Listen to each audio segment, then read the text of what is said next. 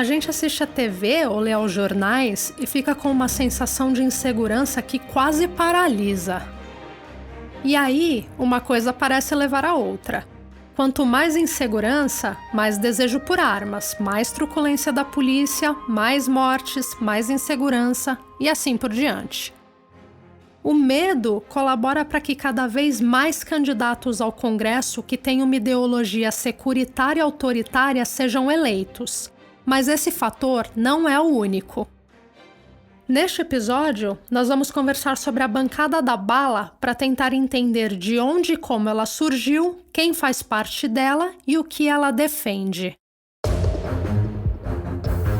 Eu sou Carla Garcia e você está ouvindo Poderes Paralelos, uma série especial em 4 episódios sobre as bancadas ruralista, da bala e evangélica no Congresso Nacional. Este é o 3º episódio da série, Bala na Cabeça. Se você ainda não ouviu os episódios anteriores, a minha sugestão é que volte e comece por eles. Depois siga ouvindo na ordem, assim a gente fica sempre na mesma página. À medida que eu pesquisava a respeito da bancada da bala e que conversava com pesquisadores do tema, ficava cada vez mais claro para mim que, com o tempo, esse nome se tornou muito reducionista. Bancada da bala simplifica demais a complexidade das pautas defendidas por esse grupo de parlamentares. Por outro lado, o nome com certeza ajuda a explicar de onde tudo começou. Se havia alguém no Brasil que duvidasse. Era 2003 e o Brasil vivia o primeiro mandato do presidente Luiz Inácio Lula da Silva. E nos 10 anos anteriores, o número de homicídios vinha numa crescente, principalmente os relacionados a armas de fogo. Segundo dados do Instituto de Pesquisa Aplicada, o IPEA, entre os anos de 93 e 2003, o número de homicídios por arma de fogo aumentava na casa dos 8,5% ao ano. Uma média anual de mais de 26.600 mortes.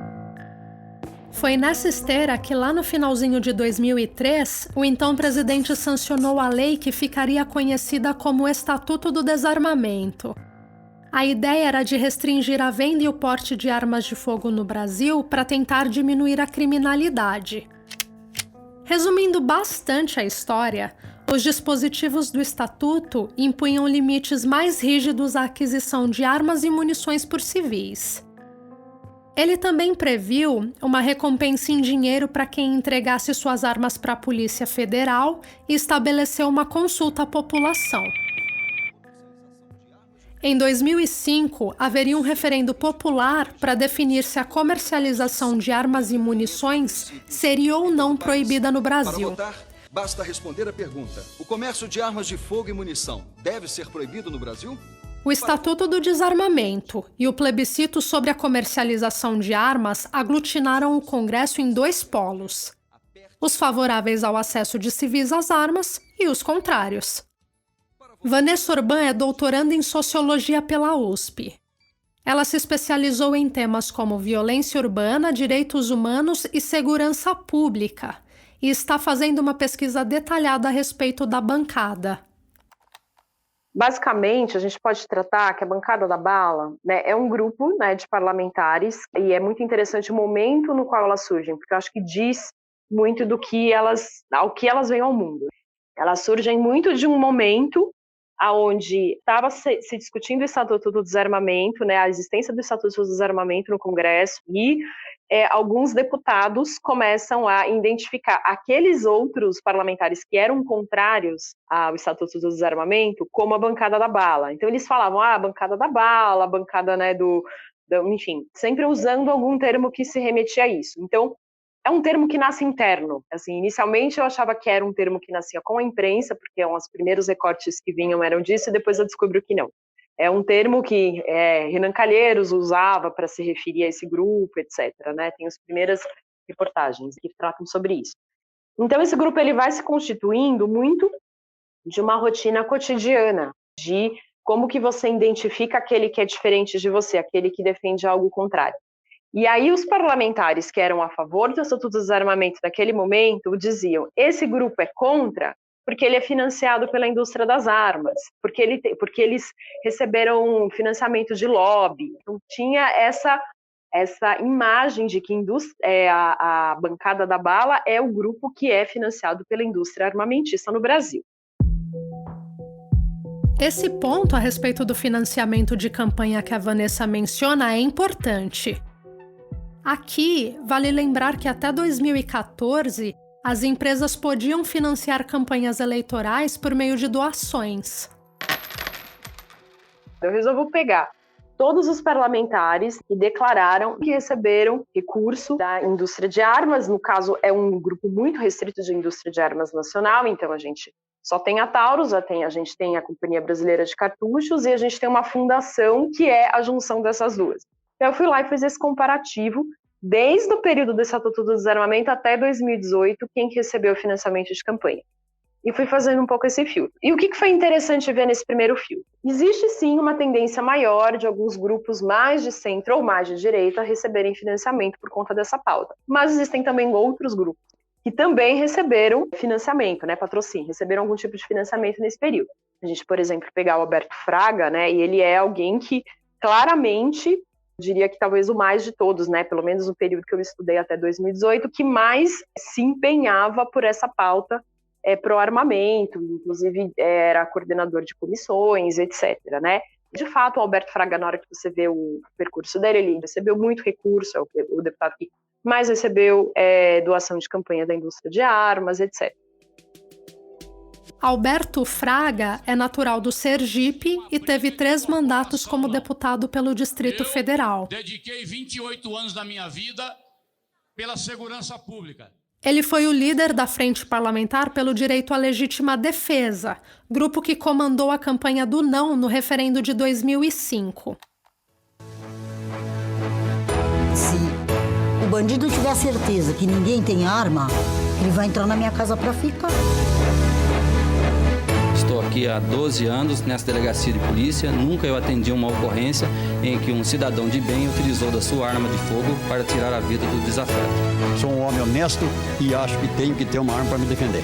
Vote vote não. Eu não uso arma, mas eu não posso tirar esse direito das pessoas que precisam. O não a proibir a comercialização de armas de fogo no Brasil ganhou do sim com quase 64% dos votos. Os impactos do Estatuto do Desarmamento e da manutenção à comercialização de armas não são pacificados. Há quem defenda que as estatísticas da violência não melhoraram com as restrições às armas, já que em valores absolutos, a quantidade de homicídios, por exemplo, continuou aumentando. Por outro lado, estudos indicam que sem o Estatuto, os dados sobre homicídios seriam ainda maiores. Segundo as projeções do sociólogo Júlio Jacobo, autor do Mapa da Violência, só entre os anos de 2004 e 2012, o Estatuto do Desarmamento poupou aproximadamente 160 mil vidas.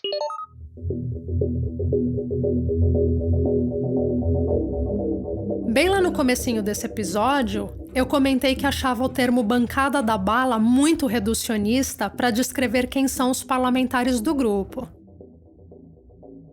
Mesmo que a questão da flexibilização de armas ainda esteja bastante presente na agenda deles, quando a gente olha para as pautas que os membros da bancada defendem agora, o punitivismo vem com muito mais força. João Vitor Miranda é mestre em ciência política pela Universidade Federal de Minas Gerais. Ele fez um trabalho de pesquisa detalhado sobre a composição e a atuação da bancada da bala no Congresso. A pesquisa ajuda a entender um pouco mais a respeito dos temas tratados pelo grupo hoje em dia e sobre a postura deles em relação à segurança pública, o que o João chama de populismo penal. Obviamente é um assunto muito amplo, da pano para manga, mas é basicamente uma postura favorável ao aumento da repressão penal, aumento de penas, a regressividade dos regimes de cumprimento de pena, redução de qualquer tipo de benefícios de institutos que possam permitir uma saída antecipada ou uma progressão, outras ações para ampliar o escopo do direito penal, vamos dizer assim, né? Ações que antes eram consideradas como um ilícito civil administrativo não eram nem criminalizadas, que passariam a ser criminalizadas, ampliação de outros instrumentos legais, por exemplo, a redução da moralidade penal, que é o sistema socioeducativo, o ato infracional, que um dos grandes objetivos seria reduzir a idade da possibilidade de punir essa pessoa e condená-la como se fosse adulta.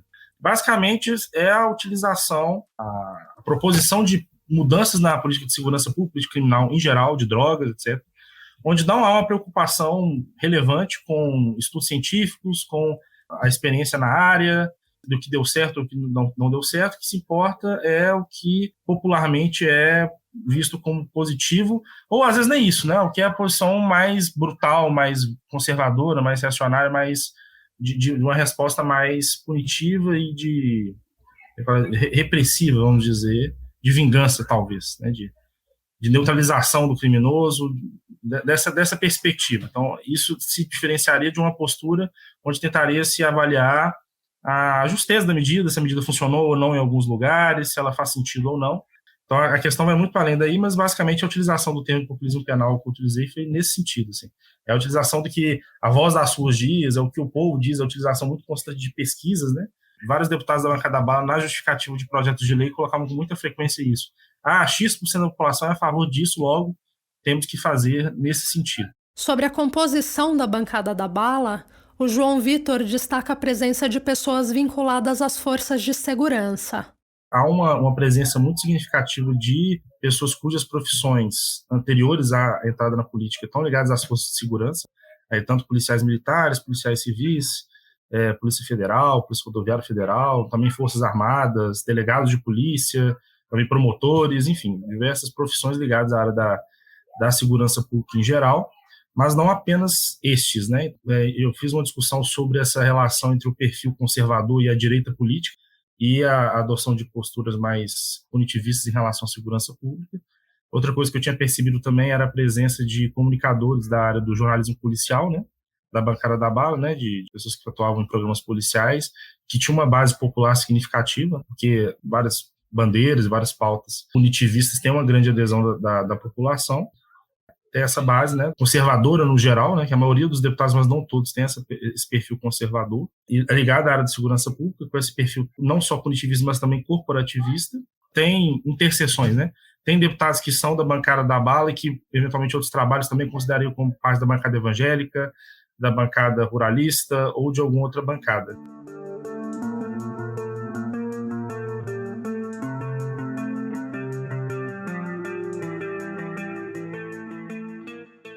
Em um período de 10 anos, mais de 25 mil policiais e membros das Forças Armadas se candidataram a cargos políticos no Brasil.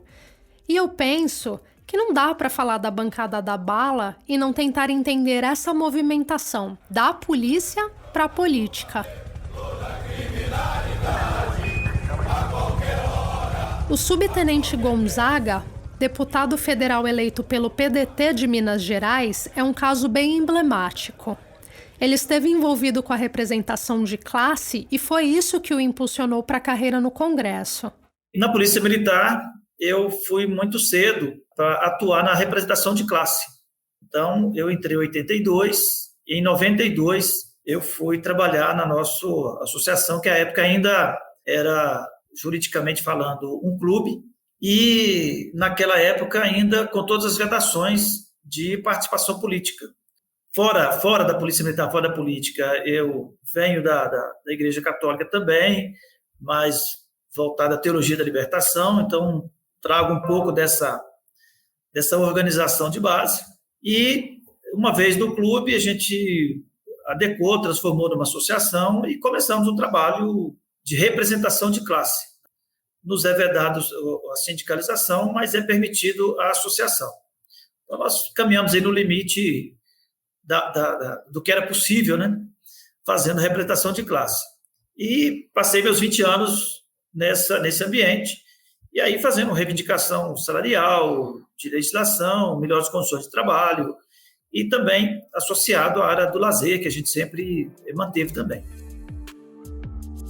Na pesquisa da Vanessa Orban, ela percebeu justamente esse padrão que faz com que os representantes militares de classe sejam eleitos e tragam um viés corporativista para as políticas de segurança pública. As corporações policiais, polícia militar, ou mesmo grupos do exército, eles não podem se manifestar politicamente. Então, você tem uma lógica da corporação que impede que esses grupos possam se manifestar, se filiar a grupos políticos, etc, etc. Mas eles são uma corporação, eles se enxergam como uma corporação, não tem como dizer que não. E quem os representa? Então a gente chega num momento onde esses grupos eles começam a se organizar politicamente, porque eles falam, tudo bem, já que eu não posso me manifestar por sindicato, já que eu não posso me filiar a partido, etc, etc, então eu vou me candidatar, eu quero ter voz para falar. E aí a gente tem um boom no número de crescimento de candidatos que vêm de corporações policiais, principalmente corporações militares. E aí as greves, eu acho que é muito forte isso. Quando tem greves policiais, geralmente os grandes líderes, né, que se destacam nesses processos de liderança, entram como candidatos que geralmente acabam ganhando, e muitos são muito bem votados, inclusive, que representam. E aí você vai criando essas figuras meio mitológicas que representam a injustiça da corporação, aquele que não é ouvido, etc. E isso ajuda a dar unidade para essas corporações, para esses grupos de policiais. Então, esses grupos eles vão se congregando em torno de pessoas específicas, algo que muitas vezes era muito pontual ou não acontecia, e aí começa a ficar muito forte, principalmente de 2014 para cá, e isso vai ajudando a aumentar essa leitura que vira todo um conjunto de coisas que é corporações policiais não são escutadas, não são ouvidas, então precisamos de representantes, esses representantes são rigorosos o suficiente para lidar com o crime da forma correta, então a gente precisa de uma legislação mais forte, e aí por aí vai, né? E aí vai crescendo. Principalmente nos círculos da polícia militar, é possível identificar um discurso de insatisfação em relação ao tratamento que os policiais recebem e ao desenho institucional das forças de segurança. Eu conversei a respeito do assunto com um soldado do Paraná que tem mais de 880 mil inscritos no seu canal do YouTube. Ele é a favor da renovação das polícias, inclusive com a desmilitarização da PM. Ele costuma gravar vídeos fardado mostrando o dia a dia no trabalho, o que não é bem visto pela corporação.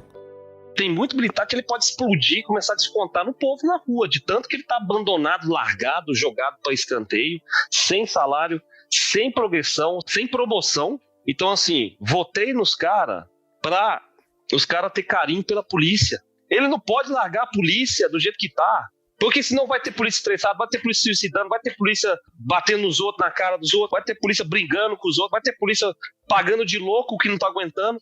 Aí vai ficar feia a situação. Aí fica feia a situação pro policial. O policial vai falar assim, o policial é louco ali, o policial pirou. Vai ficar feio pro Estado também, porque o Estado que tá devendo há 10 anos um aumentinho, e a população fica sem entender. A população fica assim, que é isso? Porra, eu tô sentado só aqui, cheguei tomando tapão, porra, não fiz nada demais, não sei o quê. Não tem mais diálogo, tudo na base da porrada agora, tudo na base do xingamento. A pessoa xinga o policial, porque ele é policial, porque tem já uma briga, né? Aí a polícia vai lá e xinga o cara também. Tá criando essa briga, né? Tá criando essa briga entre a população, briga demais com a polícia. Então talvez seja a hora de renovar mesmo. Gente, vamos fazer teste. Por isso que às vezes quando eu fico com vontade de entrar na política, para isso. Se eu consegui, maravilha. Se eu não conseguir, eu tentei. Aí vem outro, entra no meu lugar depois e tenta. De 2 em 2 anos tem que ter um cara igual eu para tentar mudar. Se não fica os mesmos caras lá, não vai mudar a polícia.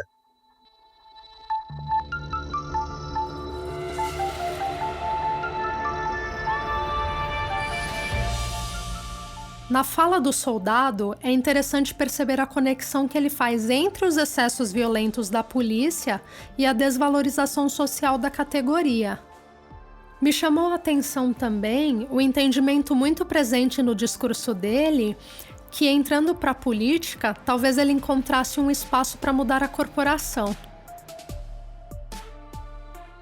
Ainda para tentar entender essa dinâmica dos policiais na política, eu também entrevistei um cabo da Polícia Militar da Paraíba. Ele confirmou que, quando possível, vota sim em representantes da categoria, pensando em melhorar as condições de trabalho. O cabo me fez pensar que a política está cada vez mais dentro da polícia. Olha, eu confesso a você que há 19 anos quando eu entrei, realmente o pessoal não se interessava por política. Hoje, a maioria dos policiais, eles já estão entrando formados, estão entrando com outra cabeça, e eles procuram realmente saber a questão de política e se informar ao máximo possível. Mas te digo uma coisa, a mudança foi drástica nessa questão. Porque quando eu entrei, eu acredito que só tinha uma turma que tinha exigido o ensino médio. E eu fui fazer um curso interno dentro da polícia, e quando eu cheguei lá, num mundo de 78 pessoas, ou quase todos tinham curso superior ou estavam terminando. E, por incrível que pareça, uma pessoa apenas não tinha nem estava cursando um curso superior. Então, você olha que o nível da tropa, pelo menos aqui no meio de convivência minha, ela se elevou exponencialmente, praticamente. Né? Então, houve essa mudança. E o pessoal, confessa a você que está bem mais interessado, procurando ler um pouco mais, entender o que realmente acontece. Então, não só na questão nacional, como na questão geopolítica também. Na questão geopolítica, o pessoal está tentando se interessar e saber o jogo de cada país nessa estratégia geopolítica. Segundo um levantamento do portal G1, nas eleições de 2018 foram eleitos para a Assembleia, Câmara dos Deputados e para o Senado 73 policiais e militares. O número é 4 vezes maior do que nas eleições de 2014.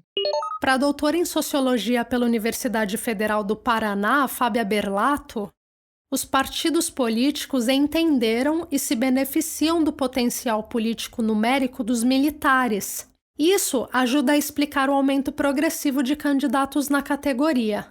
Quando se trata do recrutamento político entre esse pessoal, a gente tem que levar em conta também o potencial eleitorado deles, né? Eles têm uma rede muito grande, o que eles chamam de família militar. Então, os partidos e esse perfil de candidato, eles estão de olho nisso, né? Nesse enorme contingente de votos que eles têm. Policiais e membros das Forças Armadas somam 5,6 milhões de pessoas no Brasil todo. Isso dá 3,8% do eleitorado nacional. Se a gente levar em conta o tamanho médio das famílias brasileiras, que gira em torno de 3,3 pessoas cada família, é possível chegar à marca de 18,5 milhões de habitantes. Isso dá 9% da população, diretamente ligado às polícias civis e militares. É bastante chance de voto. Então, tem esse elemento também que é importante levar em conta. São candidatos com uma rede de relações muito próxima, né? Muito fiel. Eles têm uma sociabilidade praticamente restrita, né? aos colegas de trabalho e às suas famílias. Além das questões mais corporativistas e do potencial eleitoral numérico que eles têm, a Fábia também destaca que muitos desses candidatos também usam a expertise profissional como capital eleitoral.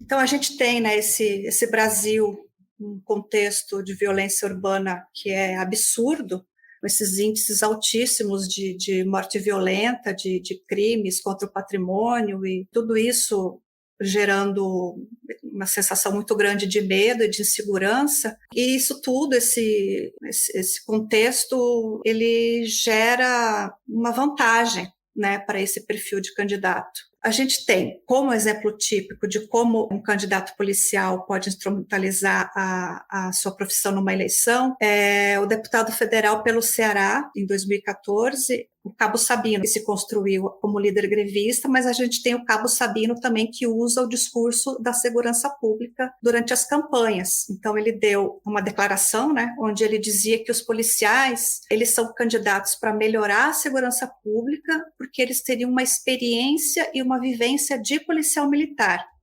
porque eles conhecem de perto as deficiências e as necessidades das comunidades, e que nessa área ninguém poderia contribuir mais do que os policiais militares. Tem nessa fala dele um uso típico, né, de um discurso, de uma instrumentalização do discurso da segurança pública em eleição, em candidatura.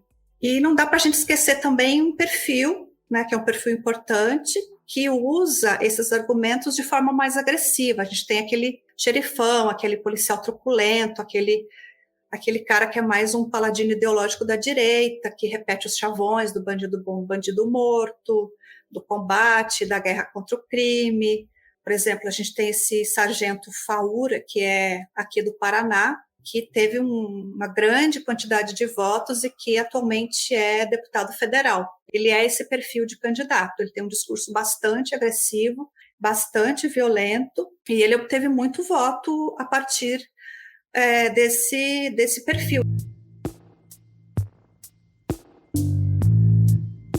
Juntando todos os elementos reunidos até aqui, nós conseguimos ter uma ideia um pouco mais clara sobre a perpetuação e o crescimento da bancada da bala no Congresso.